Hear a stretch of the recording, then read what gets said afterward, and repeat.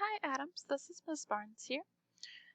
We are on lesson 11 of our unit 10 on colonial America. The title of our lesson today is The Quakers. Our primary focus will be reading and answering questions about the Quakers and the Lenape using evidence from the text. To start off, we're going to go over some vocab. Our first vocab word is astonished. That means suddenly surprised.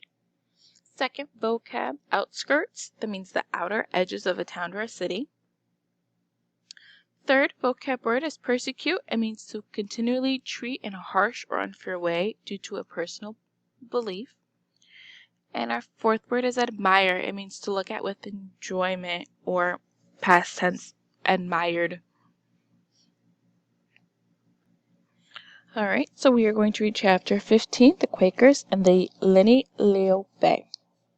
Charles, Hester, and their father, Mackay, walked slowly toward the Lenape village. They were delivering gifts for some of the families who lived in their small Quaker colony. Just 1 year earlier, in 1685, some of the young Lenape men had helped several newly arrived English and Welsh Quakers clear land for farming.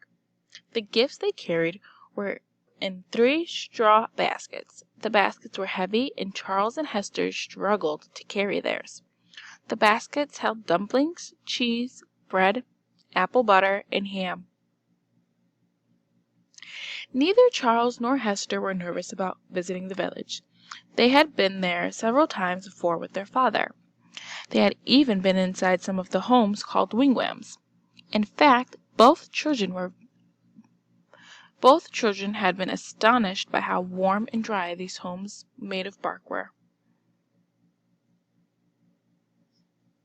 Here's our picture, and our caption says Charles, Hester, and Mackay delivered gifts to the Lenape.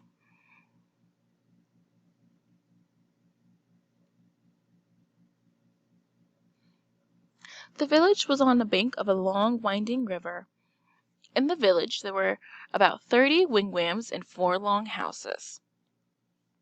Like the wigwams, the long houses were made from the wood frame covered in bark. Unlike the wigwams, though, several families lived together in one long house.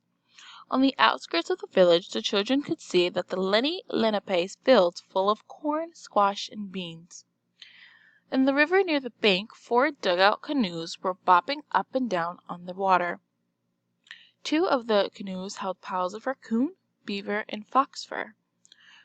This fur was a sign that some of the Lenape men would soon be setting off to trade with their Europeans or other Native Americans.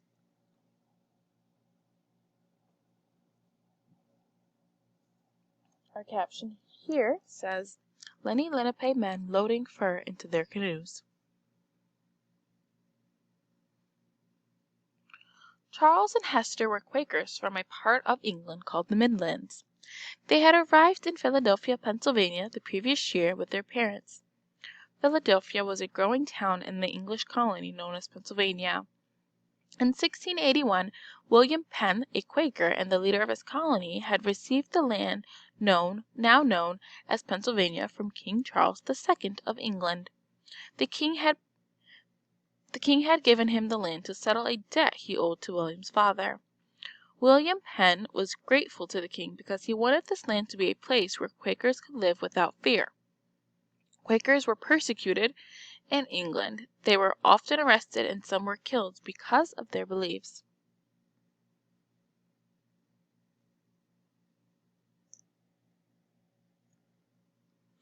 This is William Penn's father on the left. It's over here. And William Penn right over here on the right.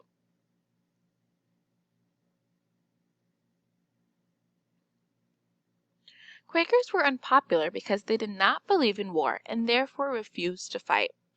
Also, they did not think that it was the only way to worship. There was only one way to worship God. They did not think that it was necessary to go to church to worship either. They also believed that everyone in the world was equal, which meant that Native Americans and Africans slaves were equal too. These views made members of the king's government very angry. the king himself was not pleased with the team. Was not pleased with them.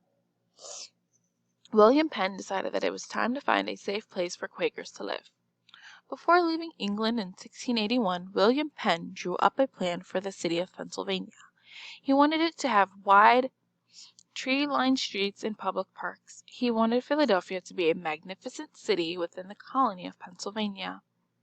He wanted it to be a place where people lived in such a way that they were an example to the rest of the world. People of all faiths, not only Quakers, would be welcome.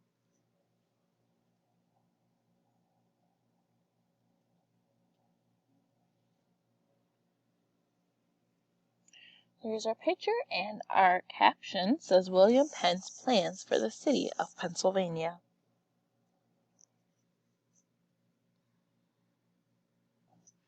As the children neared the village, the Lenape boy ran toward them. He had clearly been waiting for them. "Hello, Lapowinza," said Charles to the boy. "Hey," replied Lapowinza. "What do you have in the baskets?" Both Charles and Hester had taught Lapowinza to speak English. He was their friend, and they enjoyed spending time with him. "We have gifts," Hester replied. Lapowinza joined the children as they marched behind their father and the Lenape village. The people in the village smiled at the children's father. They came to greet him. Charles always admired their breechcloths and leggings that the men wore. The women wore dresses, and their long dark hair was braided. The men, women, and children wore moccasins on their feet.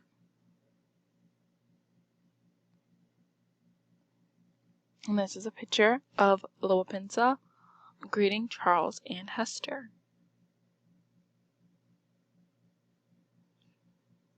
The children's father had learned to speak a little of the Lenape language. With William Penn, he had been involved in the purchase of the land they lived on from the Lenape. After handing over the gifts, their father was invited to smoke tobacco with some of the Lenape men. This meant that Charles, Hester, and Lapowinza began to walk toward the river. Lapowinza had promised to take them out on a canoe in search for turtles. "Be back before sunset," their father called. The children nodded, and then, with Lapowinza leading the way, they ran like the wind across the open land. In your opinion, how might Lapowinza be different from Charles and Hester's friends in England?